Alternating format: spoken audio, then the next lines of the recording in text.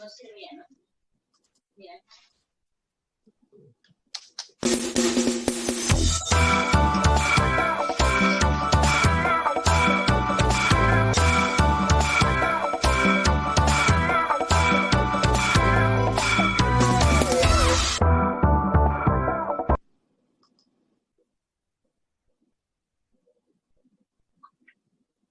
Buenas noches, amigas, amigos que nos acompañan de lunes a viernes al programa Pymes Perú RTV.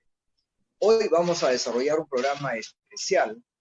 Cada vez que la emergencia en la que nos encontramos en nuestro país, Perú, va cada vez generando mayor atención, preocupación y, por cierto, convoca a todas las fuerzas organizadas, a las mujeres y hombres pensantes y con posibilidad de articular justamente hacia el lado de la propuesta de solución. No sin antes, vamos a dar cuenta de algunas realidades por las que estamos atravesando hasta el día de hoy, 11 de junio, 85 días de cuarentena. Ya no es cuarentena en realidad, esto es más allá de una cuarentena.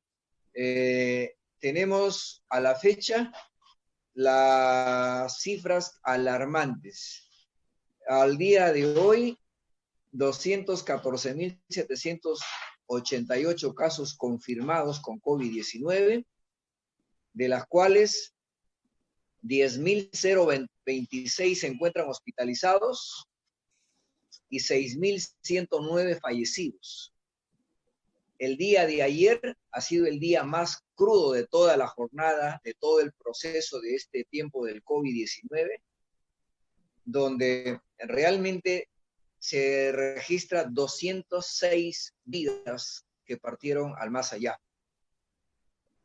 Alarmante, por cierto, y hay algunos indicadores de medios analíticos que señalan que el día de hoy también se estaría dando cuenta de una cifra bastante preocupante. Es decir, mientras escuchamos algunas voces de algunos especialistas decir que estamos llegando ya a la meseta, los indicadores pareciera decir lo contrario. En todo caso, los expertos podrán contarnos si estamos en lo cierto o no. Lo que veo y leo es las cifras oficiales que está adelante nuestro. Independientemente a ello, vamos a mirar cuáles son los principales problemas que golpea en estos días. Uno es la escasez de oxígeno medicinal. Este tema del oxígeno se ha convertido no solo en una escasez, sino también en una especulación en cuanto a costos.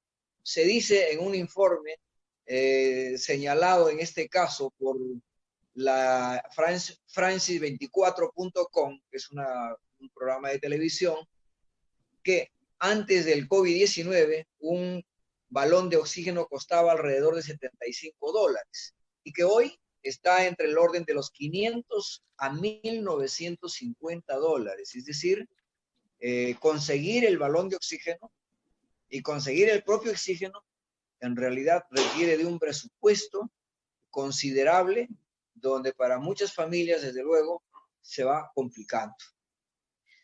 Frente al tema del oxígeno, que es importante seguir hablando, no solo es el problema de los costos, es también la especulación, pero además de eso, pareciera que se le va de las manos la coordinación entre el MINSA y las direcciones regionales de salud.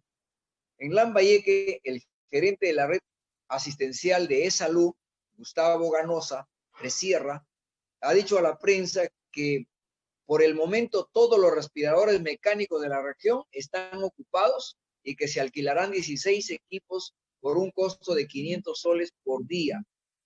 Están dando cuenta no solamente en Lambayeque, están dando cuenta en otras regiones también que ya no hay balones de oxígeno, no hay espacio en UCI. ¿Y eso qué significa? En realidad, pues hay una mayor preocupación. Entonces, no sé si se está llegando a la meseta o es que estamos más bien en el momento de un problema mayor al inicial y que de aquí a 2 semanas o un mes podríamos tener consecuencias mayores por un poco el desenfreno que hay del movimiento en las calles, sobre todo en las principales ciudades, incluyendo en el transporte, incluyendo en el comercio ambulatorio. Pareciera que algunos están intentando de regresar a las mismas prácticas del tiempo pasado. Me informan, yo no estoy saliendo a la calle, estoy en casa, pero me informan que en las combis van igual, incluso van sentados y de pie, no hay espacios. Entonces no hay la distancia para respetar, ni mucho menos los choferes van a aceptar. Se trata mejor dicho, tratan de generar su economía y punto. Eso puede traer consecuencias mayores. Sumado a ello, en un reporte que hizo Comex, obviamente ya de hace varios días, quizás 15 días atrás, señalaba que el Estado, del presupuesto asignado, solamente habían llegado a gastar un promedio del 25% en algunas regiones, o en la mayor parte de las regiones, no en algunas, sino en la mayor parte de las regiones. Y esto es también preocupante, porque el tema no es cuánto gastan, el tema es qué efectividad tiene el gasto que se está efectuando, o sea, qué resultados se va obteniendo del uso de los presupuestos, en este caso del Estado. Estamos hablando ya a la fecha de más de 140.000 millones de dinero asignado para esta lucha. Probablemente nos esté afectando ya sobre el 12% del PBI, y eso es preocupante.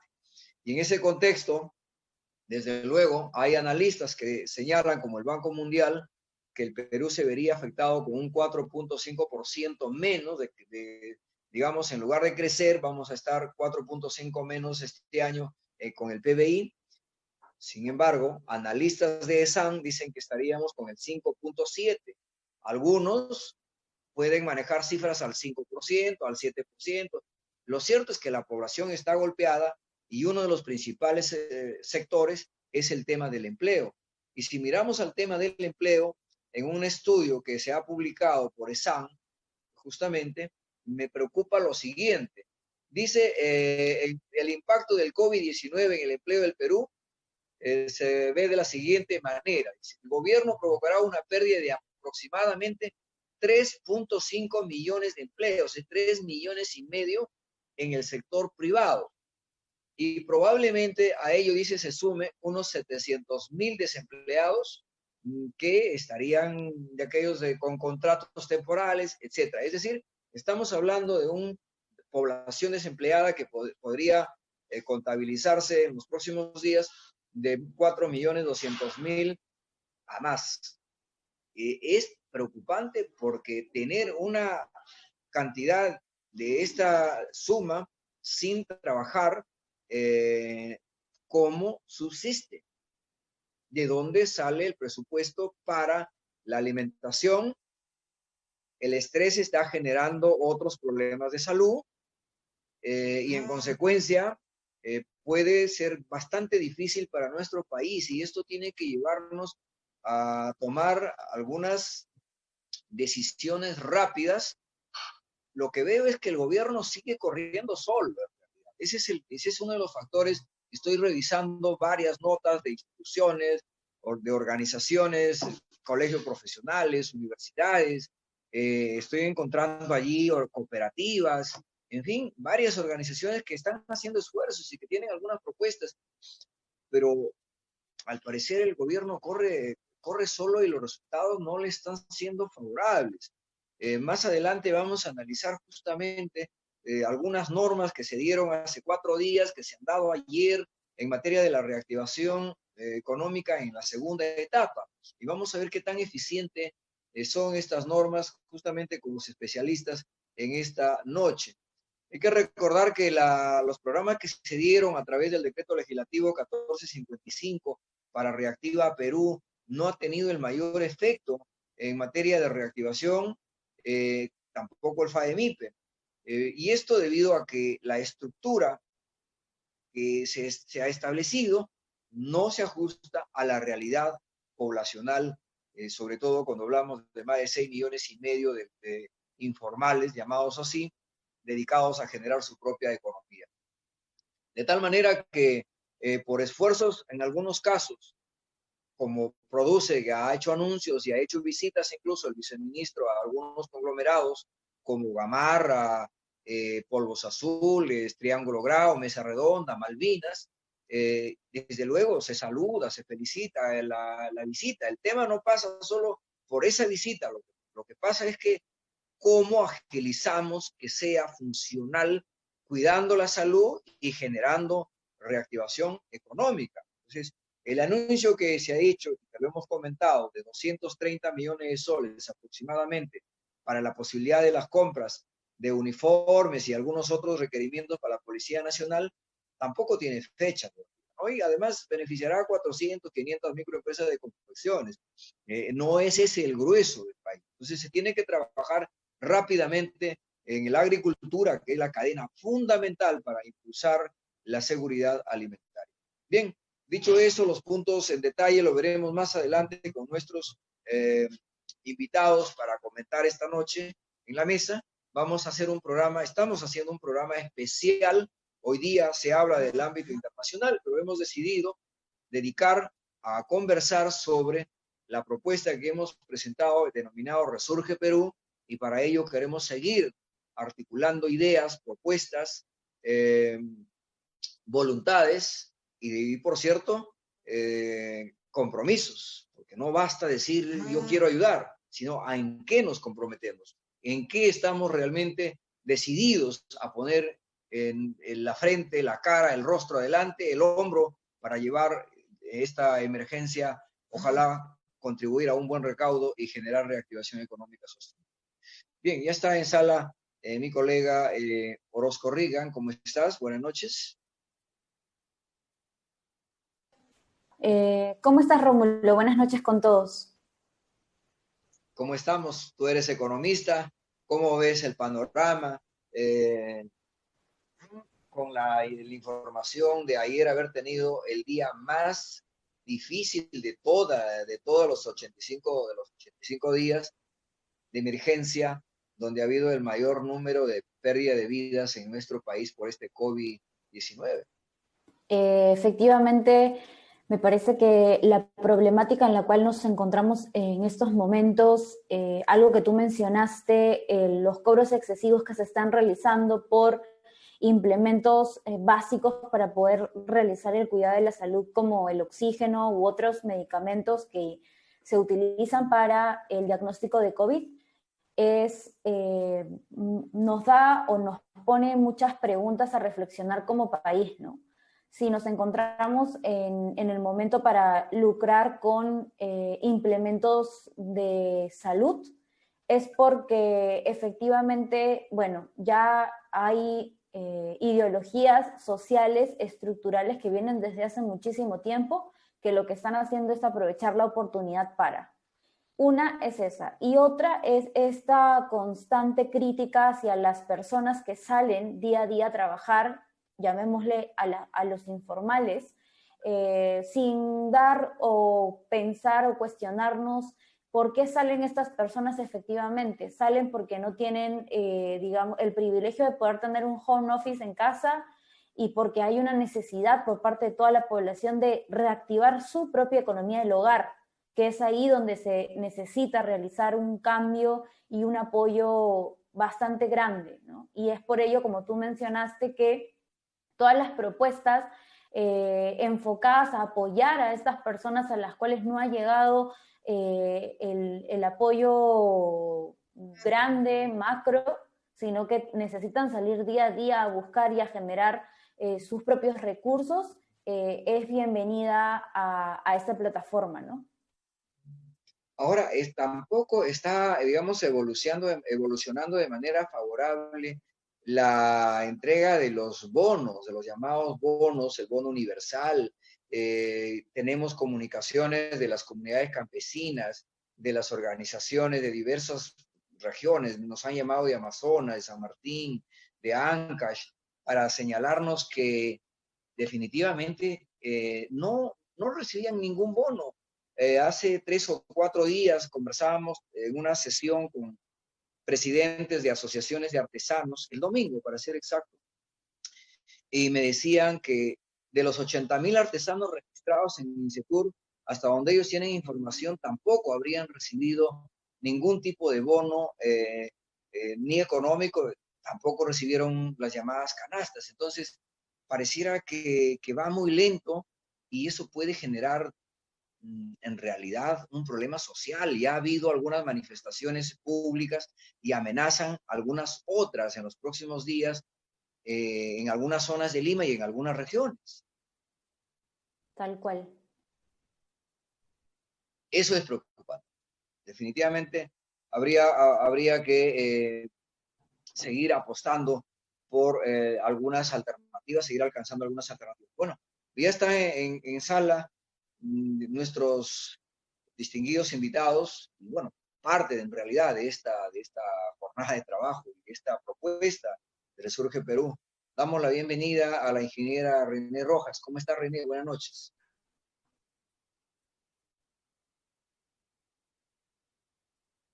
René, ¿cómo estás? Buenas noches.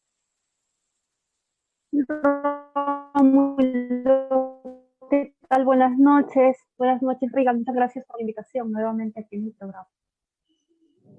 Bienvenida. Bienvenida, René. Muchas gracias.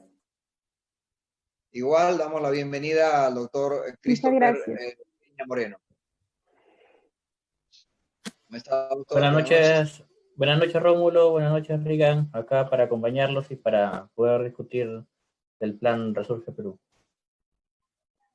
Cierto. Bueno, hemos dado cuenta al inicio del programa lo duro que está en cuanto a ayer hemos tenido el día de mayor pérdida de vidas en nuestro país de todo el proceso. 206 vidas se han perdido el día de ayer y algunos analistas hace 20 minutos me enviaban algunos datos que hoy día no estaría ajeno a ser otro de los días bastante duros. No puedo adelantar cifras, pero lo comentan que sería otro de los días más duros. Entonces significa que no habríamos llegado a la meseta. Pareciera que más bien estamos en el proceso quizás más crítico. ¿Cuál es la opinión de ustedes desde los diferentes ángulos en los que están observando? Mira, Rómulo, trato de no ver las noticias más que para ver lo estrictamente necesario. Y bueno, se están dando los picos de fallecidos, es una pena, pero también hay otros datos que nos indican que hay 8 regiones donde el día de ayer no se ha registrado ningún fallecido, ¿no? Entonces son 8 regiones donde las medidas son más drásticas, ¿no? La mayor cantidad de infectados se da en la capital, precisamente por la cantidad también de habitantes que hay y por la forma como nos estamos movilizando, ¿no? Estos días he tenido la oportunidad de salir en la semana 2 veces y a comparación de días anteriores se nota mayor tránsito de personas, hay menos control, diría yo. En las calles ya se ve nuevamente a las personas vendiendo sus productos de manera ambulatoria, ¿no? Creo que en cuanto a la protección, casi todos estamos conscientes de que debemos protegernos y se ve que las personas están protegidas, pero no es suficiente, ¿no? Es también la necesidad que se tiene de salir a trabajar, que está haciendo que esto, pues, que el virus se expanda aún más, porque hay más personas en contacto, mayor interacción, y eso va a hacer que el virus se expanda, como lo vuelvo a repetir, ¿no? Pero es una necesidad también. O sea, era por un lado el cumplimiento de los protocolos, hay que cumplir con los protocolos, se tenía que reactivar de repente de una manera más eficiente, ¿no? O sea, por un lado había demasiada restricción y de repente a los días se ha flexibilizado completamente. Creo que ese es el detalle, ¿no? O sea, se tiene que cumplir, el Estado tiene que hacer cumplir los protocolos sin irse a extremos, ¿no? Ni tan exigentes, porque ahorita están siendo demasiado estrictos con ciertos sectores, diríamos los más formales, y flexibilizando por otro lado. Yo creo, o sea, ya debería haber una inspección que la está viendo, yo he visto en algunos lugares que está viendo las inspecciones para ver cómo están funcionando especialmente los negocios de alimentación, los deliveries, que cumplan con todos los requisitos, ¿no? Pero ¿cuántas personas, cuánto personal se requiere para que puedan hacer esa inspección? No se van a dar abasto. Hace unos días se ha visto que en Globo, una persona con COVID positivo estaba haciendo los repartos, ¿no? Y cuántos casos como ese deben haber. Y ahí empieza el contagio cuando uno empieza a pedir los alimentos a domicilio, ¿no? Ya no es tan seguro. Entonces está en nosotros el cumplir estrictamente con las normas de salubridad y evitar el contagio, porque cada vez es más cercano. Antes era un tema lejano, ahora cada vez se va acercando a nuestros círculos, ¿no? Yo he tenido en mi familia, ¿no? Gracias a Dios sin nada que lamentar, personas conocidas, personas de mi círculo de amistades que han fallecido. O sea, cada vez es más cercano y seguramente va a ser así, ¿no? Tengamos mayor cuidado. Si el Estado no nos va a proteger, protejámonos nosotros, ¿no? Sí, pues es verdad. Hay que cuidarnos. Lo que tú dices, René, es bien cierto. Cada vez pareciera que nos está acorralando, porque es verdad. O tenemos un familiar o tenemos alguna amistad que ya partió o que está contagiado o que está en emergencia. Que anoche uno de mis amigos muy cercanos que andaba buscando balones de oxígeno que no encontraba para comprar los botellones, para buscar la recarga. En realidad suena a un drama, pero muy fuerte, ¿no? Bastante difícil. Yo tampoco veo mucha información, pero por este hecho de empezar a mirar justamente la realidad de nuestro país, es la que no nos queda de otra, que empezar a revisar y ver por dónde están las cosas y de qué manera podemos insistir e incidir para lograr articular algunas de las líneas que podrían facilitar, ¿no? ¿Cómo ve, doctor Christopher, el panorama al día de hoy? Mire, el panorama es un poco crítico porque definitivamente no sabemos o no tenemos una estadística certera por parte del gobierno. Salen cifras, pero lamentablemente no son las oficiales y es ahí donde estamos fallando. Si fallamos ya con las bases de datos, porque no pueden llegar al tema de los bonos, fallar nuevamente con el tema de las estadísticas o de las personas que están confirmadas con positivo de COVID, deja mucho que decir de la parte, digamos, funcional administrativa del gobierno.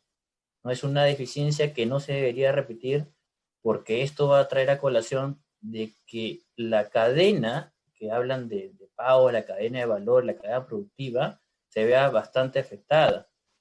Uno puede decir que no está contabilizando las pruebas que se están haciendo de manera particular.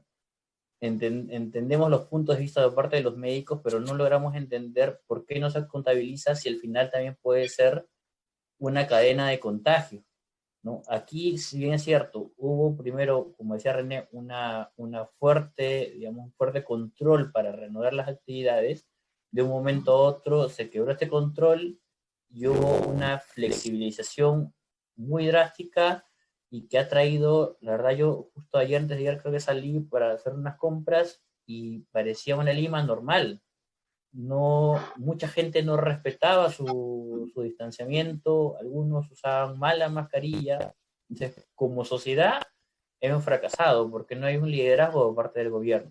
Entonces, si no hay un liderazgo, la población, digamos, se encuentra céfala y va a decir, bueno, yo también debo hacer lo que a mí me plazca, salir a las calles, tengo que vender, tengo una necesidad, digamos, que vivir, y lamentablemente los protocolos no se están cumpliendo, incluso las medidas generales de sanidad. Pensábamos de que se había tomado un poco de conciencia, pero al parecer no, y eso es lo que más tememos, porque si va a haber un rebrote, la verdad que la economía ahí sí va a tener un gran impacto negativo.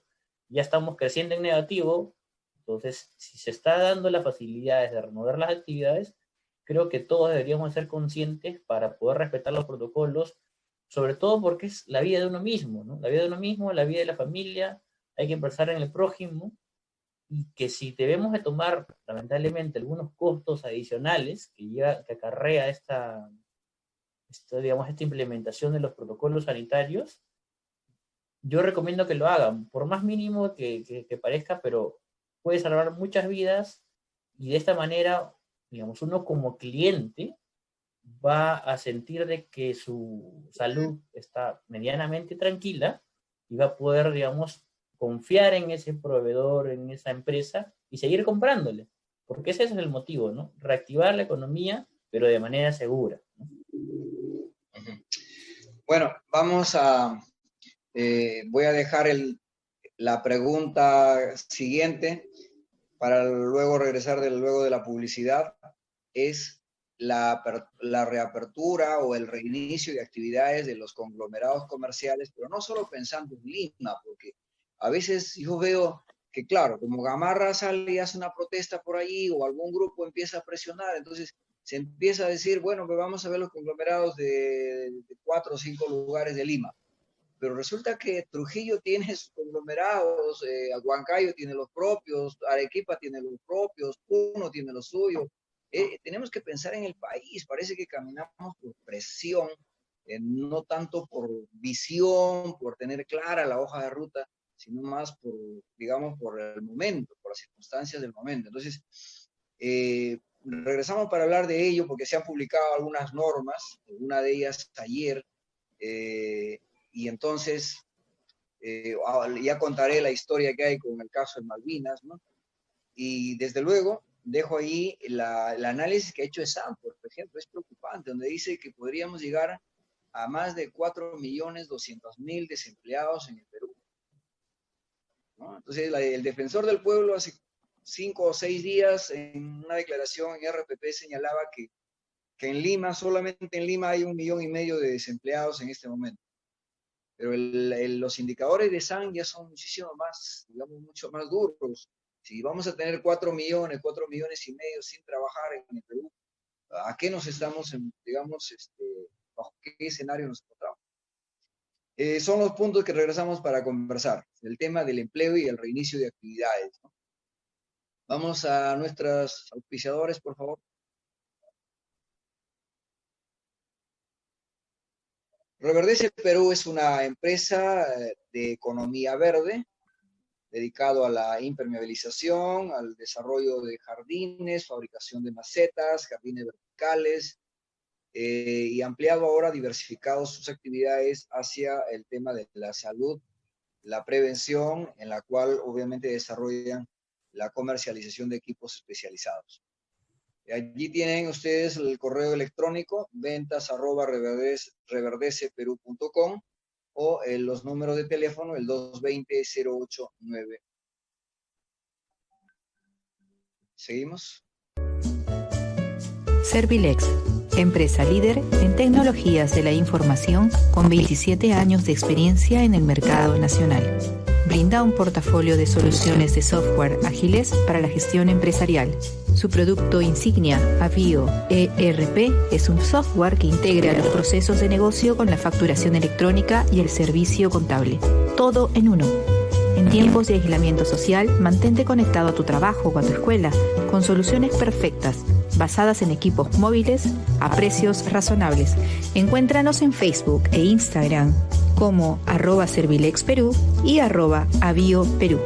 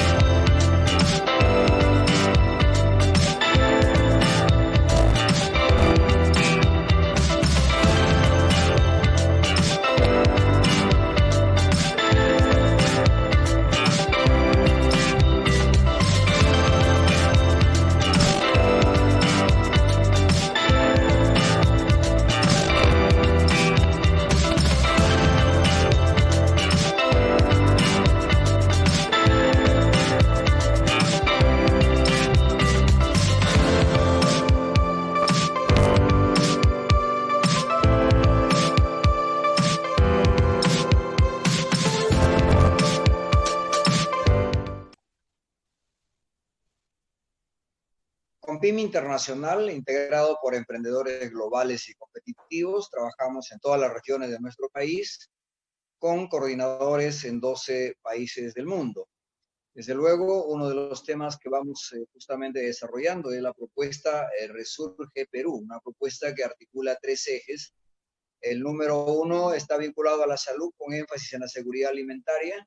El número 2, que está referido a la educación con énfasis en la alfabetización digital. Y el número 3, la reactivación económica a partir de las cadenas productivas. Y desde luego estamos tratando de articular otros conocimientos para alcanzar a los responsables quienes gobiernan a nuestro país y gobiernan en las regiones y en los gobiernos locales. Seguimos en nuestra conversación esta noche. Bien, yo había planteado el tema de la reactivación y vamos a poner un tanto el tema de la norma. La publicación de la resolución ministerial 377, que fue publicado hace pocos días, y hoy día publica el Ministerio de la Producción una resolución, la número 101. No sé si han tenido la oportunidad de leerlo, la verdad es que yo no he podido, no he tenido la oportunidad de leerlo, pero entiendo que con la 101 es para agilizar la reanudación de actividades económicas dentro de principalmente de las zonas de los conglomerados. Y sin embargo, con la norma que publica el sector salud, habla de una institución, de una institución por la que se tendría que canalizar. No sé si nos puede ayudar ahí, doctor Christopher, por favor, con esta explicación legal. Sí, efectivamente. ¿Me escuchan, no? Sí, Sí. perfecto. Efectivamente, la 101 habla de la fase 2 y de la flexibilización del registro de protocolo. En principio, antes se tenía que inscribir primero en el Ministerio del Sector, de acuerdo a la actividad que uno estaba desarrollando, y luego de la aprobación, pasaba a lo que es el registro en el Ministerio de Salud del plan de vigilancia. Para la flexibilización se anuló solamente el registro, hay que dejarlo bien claro, que se anuló el registro en el Ministerio del Sector.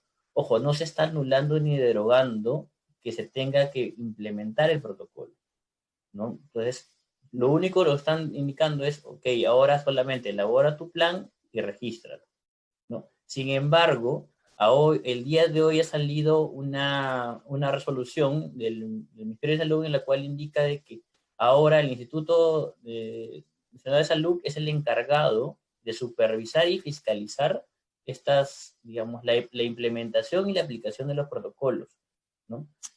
Antes definitivamente estaba estaba en lo que es la municipalidad, Ministerio de Trabajo por parte de SUNAFIL, y también, el Ministerio de Salud fue un órgano de fiscalización, ¿no? Pero ahora se ha creado, se le ha delegado las facultades para que esta institución directamente se encargue de la fiscalización, ¿no?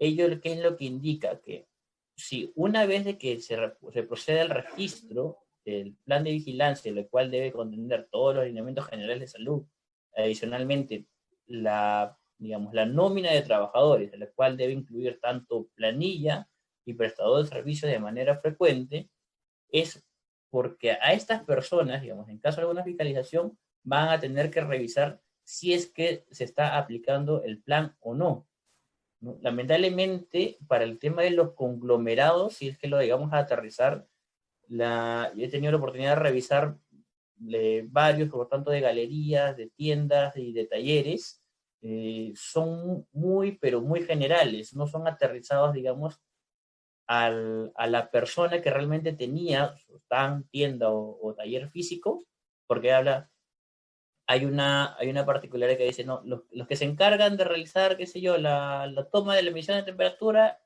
es el dueño de la galería, el administrador de la galería, ¿no? Pero lamentablemente a veces no surte este efecto, o esta correlación, y ya el propietario del stand o el arrendatario del stand confía que se ha hecho esa labor. Entonces, no se ha entrelazado, digamos, a todos los actores para que realmente el protocolo, el plan, tenga el sentido de la norma, que es la protección de la salud, ¿no? Ahora todo parte de una fiscalización que realmente no sabemos que van a tener una cobertura, porque si hay una deficiencia en la fiscalización, debido a la falta de personal, ahora todas las empresas que están presentando protocolos supuestamente deberían ser fiscalizadas, pero no creo que todas sean fiscalizadas. Además, uno puede tener el plan y lamentablemente como uno está aprendiendo en el camino, uno puede decir, sí, mi plan está bien, lo he hecho con mis asesores, con abogados, ingenieros, biólogos, todos los profesionales que puedan intervenir, y de repente para el fiscalizador, como es tan discrecional, puede decir, no, esto no me parece, porque tampoco la ley regula o no se puede poner en todos los aspectos, ¿no? Sino aquí queda un poco de discrecionalidad, y la discrecionalidad muchas veces muy relativa. ¿Por qué le digo que es muy relativa? Porque el personal o funcionario que va a realizar la fiscalización tiene que tomar en ese momento la decisión de si es correcto o no es correcto para él.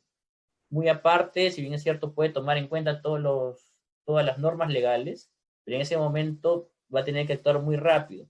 Y a veces, de repente, el no actuar, o de repente el no sancionar, también tiene a la espalda su control interno. Su control interno le va a decir, oye, ¿por qué no ha sancionado si se debió sancionar? Entonces, a veces estas digamos, generaciones de, digamos, supervisión de manera administrativa dentro de cada institución del Estado va a generar que de repente se cree más burocracia, se cree menos eficiencia en la fiscalización, porque la fiscalización, lamentablemente, el Estado la entiende como que debe ser sancionadora y no orientativa. Y eso es lo que debemos de cambiar el chip. Ahorita creo que nadie va a poder pagar una multa y nadie creo que se atreva a aperturar su negocio sin considerar por lo menos las condiciones mínimas de salubridad o sanitarias. Entonces, aquí el fiscalizador va a tener que ser muy orientador, y creo que en vez del Estado que ponga un cumplimiento de metas, oye, tengo que cumplir, no sé, tantas multas o tantas fiscalizaciones este mes, debería ser orientado a mi meta ahora va a ser, tengo que orientar, sensibilizar y formalizar a estas empresas, ¿no? Entonces, esa sería la gran batalla del Estado, ¿no? Tratar de formalizar a todos, ¿no? Yo cuando he empezado a mirar esta publicación, en realidad veo, para partir, un nombre bastante largo, poco conocido, ¿no? Instituto Sí. Nacional de Salud, a través del Centro Nacional de Salud Ocupacional y de Protección del Ambiente para la Salud, CENSOPAS. Pues la verdad, primero que hay que familiarizar. Segundo, que en algunos casos he empezado a generar confusión. Voy a poner un caso real. Con el Centro Comercial Nicolini de Malvinas, bajo la presidencia de don Hugo Zulca Benavides, se trabajó una etapa importante con el viceministro de Trabajo y con sus técnicos y con los técnicos de Compime Internacional, que hubieron varias reuniones con el Consejo Consultivo. Usted mismo, doctor, dio varios aportes. En realidad hubo aportes de varios lados, ¿no? Y en la parte que ya no teníamos, como eran los médicos, tuvieron que obviamente desembolsar de caja para contratar el apoyo de la parte del médico, la enfermera, etc. Y se ingresó el 27 de mayo al Ministerio de la Producción, de acuerdo a las orientaciones, a través de la ventanilla virtual, ¿no? Nos dieron el código y todo. Pero al día de hoy no hemos tenido respuesta. Entonces, a raíz de una reunión sostenida, dirigentes de varias organizaciones en la que ha participado un representante nuestro con el presidente del Consejo de Ministros el sábado pasado, aceleran y modifican el tema de los protocolos por la presión de varias organizaciones. No estoy diciendo que solamente la presión de un lado, sino de varias organizaciones, modifican. Y el día lunes, desde luego, el viceministro de Industrias, José Salardi Rodríguez, con su equipo visita algunos conglomerados, ¿no? Mesa Redonda, Polvos Azules, Malvinas, y se reúnen en Nicolín. El día martes va un equipo técnico y el informe que dan es que hay que trabajar la viabilidad del conglomerado. Entonces, esto ha hecho que yo escriba hoy día al viceministro explicando mi preocupación, y claro, él me contesta, ¿no? Dice: estimado Rómulo, estamos trabajando de manera conjunta. Una vez que se verifique la implementación de los protocolos de bioseguridad, podremos determinar la reapertura bajo las condiciones que determina la normativa. En otras palabras, es una respuesta en realidad muy genérica, que no me da precisiones, porque yo estoy preguntando qué es el expediente presentado, con el número de expediente. Entonces, si van en este orden, no tenemos la seguridad de cuándo se va a reaperturar las actividades, aún aceptando que sea a puerta cerrada por el sistema, usando el sistema virtual. Entonces, ¿qué hacer frente a esa realidad? Porque esta realidad no es la única. O sea, este es el problema de casi de todos los centros, y no solo en Lima, sino también en regiones. Y termino. Y frente a ello, he recibido comunicaciones de varias personas donde ya hay reacciones con frases incluso de decisión: ya pues, si me tienen que sancionar, si me tienen que detener, que me detengan, si tiene que pasar lo que tenga que pasar, pero ya no soportamos más, sin trabajar no tenemos forma. Entonces, ¿qué hacer frente a esa realidad? ¿Qué opinan René? ¿Qué opinan Regan? ¿Qué opina doctor frente a este contexto? Definitivamente fue algo que mencioné cuando me permitiste presentar al inicio de la sesión, Rómulo, y es que me parece que ya pasaron los meses y las necesidades del hogar empezaron a manifestarse. Nosotros como país somos un agregado de pequeñas o muchas familias, ¿no? Tanto en Lima como en regiones. Y esta necesidad nos lleva pues y ya te hablo desde un punto de vista muy de psicología social, a querer buscar nuestros propios recursos con los recursos que tenemos. Entonces, claro, empiezo yo a evaluar el costo-oportunidad entre arriesgar mi salud y contagiarme de COVID, o salir a trabajar y generar, porque de pronto tengo una familia a la cual debo y necesito alimentar. Además me expongo muchísimo más porque las tasas de contagio, como mencionó René en un momento, están muy grandes. Hoy ha sido un día crítico en temas de contagio y sinceramiento también de algunos datos, pero efectivamente, como lo mencioné al inicio, el apoyo, se necesita llegar a estas personas desde un enfoque de empoderamiento, de brindarle recursos para que puedan también ellos generar, porque sí, bien se han generado esta entrega de bonos y demás, pues el dinero en efectivo se termina en algún momento y el pare de la economía y de las cadenas se han cortado. Entonces, muchos empresarios, mira, voy a utilizar esta palabra, han visto la forma de reorientar sus negocios.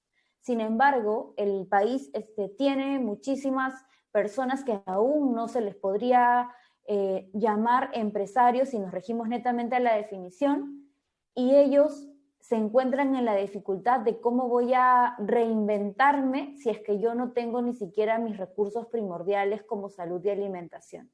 Entonces sí, efectivamente, como tú mencionas, es un momento en el cual se requiere de un apoyo no solamente en el tema de salud y de necesidades básicas, sino también de brindar herramientas a estas personas para que puedan utilizar los recursos para poder generar de manera sostenible ingresos que les permitan pues cumplir con todas las necesidades que tienen.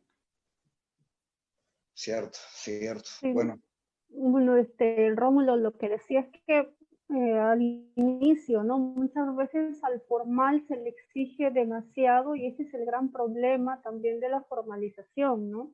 Que se exige tanto que las personas no quieren formalizarse, prefieren migrar a la informalidad.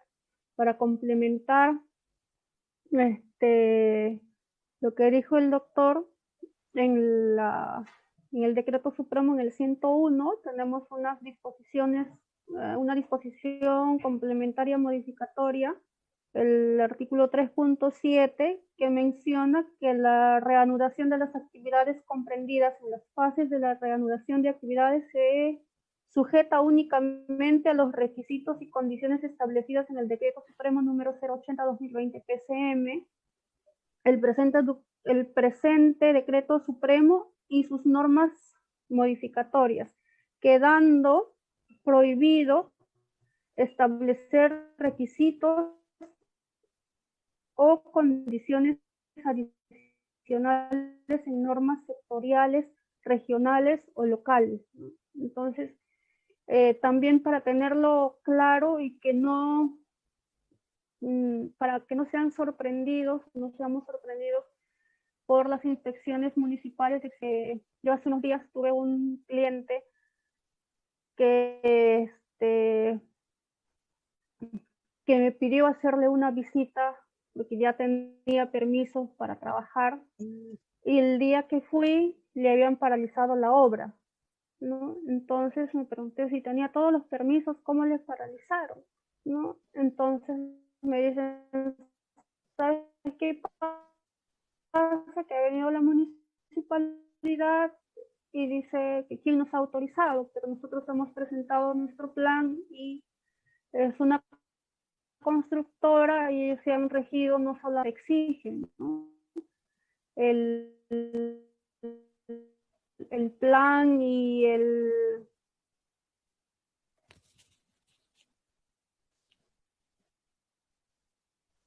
ha ido a la municipal tarde, como a las 3 de la tarde, porque justo les comenté de esta norma y me dicen, sí, lo tenemos claro, pero la municipalidad no entiende y nos ha colocado el cartel. Un cartel pero les levantaron esa cláusula. Ahí la práctica, ¿no? En la práctica lo que está sucediendo, ¿no? ¿Cómo se entiende ahí? ¿Cómo actuar, doctor? Mire, sino que ahí, como ya lo había mencionado, lamentablemente es a discreción del funcionario de fiscalización o serenazgo. Lamentablemente no están capacitados, porque es así la palabra. Ellos están ejerciendo un excesivo abuso de confianza. Lamentablemente, yo también he tenido 3 o 4 clientes que les han cerrado sus locales, sus consultorios, a pesar que han tenido con todo el protocolo registrados, y dicen, no, que la municipalidad no da autorización. Aquí la municipalidad no tiene que dar ninguna autorización. Quien solamente le otorga la autorización, como le dice la norma, es el Ministerio de Salud y anteriormente el Ministerio del Sector. En ese caso era el Ministerio de la Producción. Y la municipalidad, digamos, no tenía facultad para cuestionar esta apertura, salvo con lo que ocurre en el tema de Gamarra o de los, digamos, centros comerciales o las galerías, que sí, por un tema de orden, la municipalidad sí tiene, digamos, potestad de cerrar todo lo que es un emporio comercial o centro de galerías.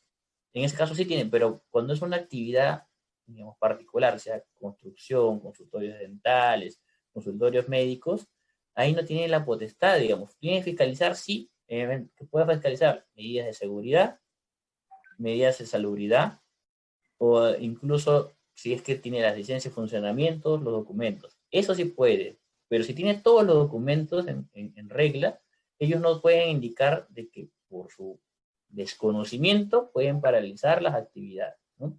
Aquí lamentablemente no existe de repente una coordinación del gobierno sector privado. Solamente ciertos gremios empresariales los están siguiendo, obviamente son los grandes gremios empresariales que tienen mucho más contacto directo con las altas esferas del gobierno, en la cual sí tienen una comunicación más fluida. Justo hoy día escuchaba a la gerente general de la Sociedad Hotelera del Perú, en la cual indicaba de que el ministro y viceministro habían tenido mucho contacto con ellos y les habían dado varias facilidades justamente para recibir a las personas que venían de fuera del país o incluso las que estaban dentro de las provincias y estaban retornando a su lugar de residencia y tenían contrato frecuente, lo que no pasa con otros sectores, ¿no? Como el caso de las MIPE, con el caso de las galerías. No hay una reacción tan proactiva, ¿no? Entonces, me atreví a hacerle la pregunta y me dicen, ¿por qué no sucede lo mismo, no? Me dio una respuesta, indicaba de que puede ser de que ellos, al ser de repente un gremio un poco más organizado, más formal, de repente tienen las herramientas para que si le requieren algo, en este caso era hacer mascarillas en ese momento, tengan el soporte económico-financiero para que en ese momento se le provea mascarillas. De repente, en el caso de las MIPES, no lo tienen porque debido a la atomización de las empresas, ¿no? Entonces, de repente falta como que un articulador, que aquí con pymes es un excelente articulador, para llegar las propuestas directamente de gobierno, sector privado, y aterrizar justamente las deficiencias que están haciendo, brindarle una solución adecuada y obviamente esclarecer todos los términos. Porque hay muchos empresarios que están muy confundidos, aunque si tienen que registrar el plan, no tienen que registrar el plan, deben contar con el protocolo, tienen que otorgar su licencia de funcionamiento, o si quieren cambiar de giro. No solo, lamentablemente para la MIPE de repente es mucho más golpeado porque no tienes un soporte que tienen las grandes empresas, no legal, contable, administración, finanzas, ¿no? Todo un equipo de trabajo que lamentablemente el pequeño empresario no lo puede tener y lamentablemente el Estado tampoco lo está brindando, porque el Ministerio de Producción, bajo el Viceministerio de las MIPES, debería dar todas las facilidades. Los fondos, la ley indica de que todos los microempresarios tienen la potestad de consultarle al Estado para ver cómo pueden formalizar su negocio, cómo pueden crecer su negocio, pero no lo hacen. Entonces, en algunos casos a mí me han buscado porque a mí me gusta apoyar a las personas y me dicen, ¿cómo puedo hacer esto? Se le da la solución y se va a ir articulando poco a poco cómo pueden ir, digamos, aperturando sus negocios, ¿no? Pero es la gran deficiencia que tiene el Estado es la comunicación. No hay una comunicación directa, no tenemos cómo saber si el pequeño empresario puede o no abrir, ¿no? Entonces, y tenemos que articular todos, articular y formar alianza. Sin eso, no vamos a avanzar. Sí, pues. Bueno, y la parte final, indudablemente, es que los emprendedores, en este caso, tienen que entender lo siguiente. Número uno, ok, se va a lograr mañana, pasado, o no sé cuántos días tome a reaperturar los centros comerciales. Pero tienen que tener en mente que no va a ser el comportamiento de la que fue en el pasado, es decir, va a ser a puerta cerrada. No se va a esperar la llegada de los clientes como era en el pasado, reitero, ¿no? Entonces, uno tiene que ir haciendo, mentalizar que el negocio va cambiando las formas de cómo se va a llevar en adelante. Y ahí va a venir el otro problema, que es la parte de la digitalización, la parte del uso de las herramientas tecnológicas. Entonces yo veo que estamos más preocupados en cuándo se apertura, cuándo nos dan oportunidad y la PCM y los ministerios modificando normas, adecuando normas, términos, pero no estamos previendo las herramientas que le van a dar sostenibilidad. O sea, vas a aperturar y si no tienes venta o no sabes manejar las herramientas del e-commerce, vas a ver que no pasa nada y entonces la desesperación va a ser mayor. Porque ya no solo es, pensaba que ingresando a mi tienda empiezo a vender, sino resulta que si no sé usar las herramientas no voy a vender. Una opinión final sobre eso. Una opinión en síntesis. Rómulo, creo que muchos ahora hemos entendido aún más que la digitalización es sumamente importante, que ya se viene trabajando en el país en esto, pero como comenta el doctor, el Estado no tiene una manera eficiente de comunicar, ¿no? Entonces, si no se comunica, no se sabe todo lo que están haciendo y nosotros como gremio, si nos acercamos y podemos conocer un poco más y sabemos que existen esas herramientas, y lo compartimos, pero no es suficiente. El Estado tiene que tener las herramientas de comunicación adecuadas para estar todos al tanto, ¿no? Produce a través de mi empresa, ya tiene una plataforma donde hay que registrarse y van a hacer el lanzamiento el día de mañana precisamente de las pymes que se han inscrito, ¿no? Pero no se ha difundido adecuadamente. Yo lo encontré por Facebook, le he pasado a mi equipo, lo he compartido en las redes, en mis redes sociales, he compartido en los grupos en los que estamos, pero no se conoce en sí ese trabajo del Estado, que seguramente si se conociera muchos estarían registrados, ¿no? Eso por un lado, y por otro, es que cada uno de nosotros también ha ido ya investigando, averiguando un poco más, y las personas que venden en los mercados, por ejemplo, las verduras, las carnes, las frutas, los abarrotes, hacen deliveries, ¿no? Los mercados de abastos creo que son un ejemplo para que los conglomerados comerciales puedan reabrir, ¿no? Porque se ingresa con bastante orden, hay separación, hay distanciamiento, está todo protegido, entonces no hay un contacto directo con las personas, y es un buen ejemplo. Y como repito, también están haciendo bastante delivery, están usando redes sociales, han creado grupos en cada distrito, y de esa manera ellos van ofreciendo sus productos, ¿no? Entonces va a ser, creo, obligados por las circunstancias, nos estamos digitalizando, ¿no? Estamos iniciando, pero ya es un buen avance. Cierto. ¿Una opinión sobre el tema? Digitalización. Está apagado su micrófono, doctor. Ya, ahí se me escuchan, ¿no? Sí. Lamentablemente el Perú no está invirtiendo mucho en tecnología o tecnologías de información, y eso es vital, sobre todo porque tenemos que educar desde los más pequeños, sobre todo desde el inicial hasta la secundaria, que es la base que te va a dar para todo tu futuro de la vida, la capacidad de decidir o no.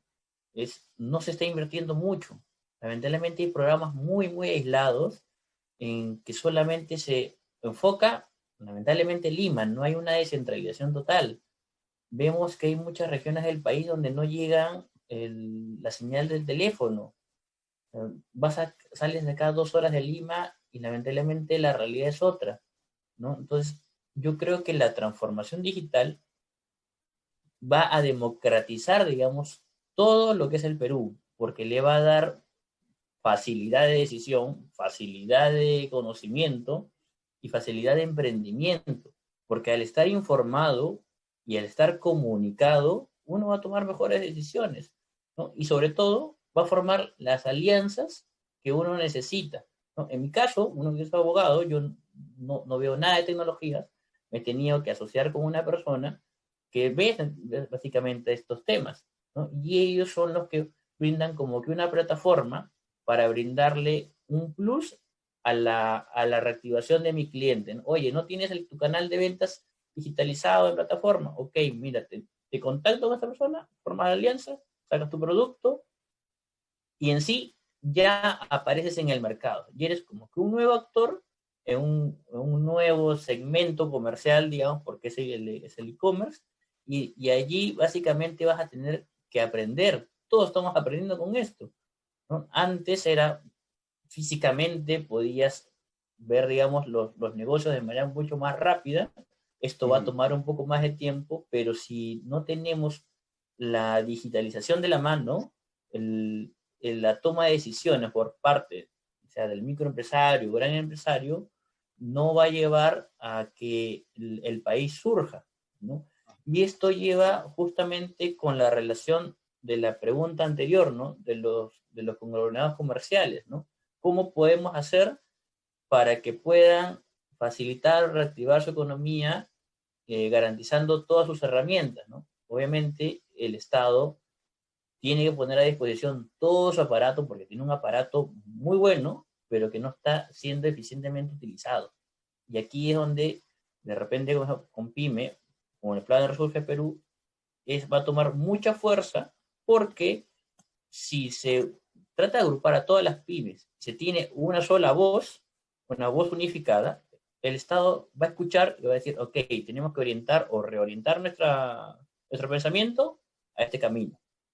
Tenemos que tecnificar, ¿no? O digitalizar todas las MIPES, tenemos que hacerlo. Y además darle una fuerza de que lleguen a sensibilizar a las MIPES de que tienen un valor con su marca. Y la marca va a ser expuesta pues, por redes sociales, marketing, todos los canales digitales, ¿no? Entonces, también tiene que reforzar esta marca porque le va a dar un plus adicional, es decir, tú ya tienes tu marca, es calidad, producto, precio. Todos van por ahí, ¿no? Ok, perfecto. Bien, muchísimas gracias, doctor. Regan, terminamos, cerramos el programa. Palabra final. Efectivamente, me parece que lo que ha mencionado el doctor es súper importante porque es estos instrumentos que de alguna forma aparecen como intermediarios entre los empresarios o los emprendedores y el consumidor o el nuevo consumidor que ahora necesita estar expuesto a una plataforma digital. Entonces, me parece que por ahí que siempre salimos con alguna nueva estrategia, una estrategia que se está implementando y que me parece que por ahí también podría venir el apoyo y las capacitaciones para nuestros pequeños empresarios y también emprendedores. Bien, muchísimas gracias, Regan. Muchas gracias, ingeniera René Rojas. Muchas gracias, doctor Christopher. Gracias, Rómulo. Y muchas gracias, Lucy, por el soporte Gracias. tecnológico y a todos los que están siguiéndonos por el Facebook Live, por YouTube y por todas las redes conectadas al programa Pymes Perú RTV. Hemos llegado a la parte final. Nos vemos mañana. Tenemos el tema La Voz de las Regiones y el tema central va a ser la situación del café en el país. Hasta mañana. Hasta mañana. Bien, perfecto.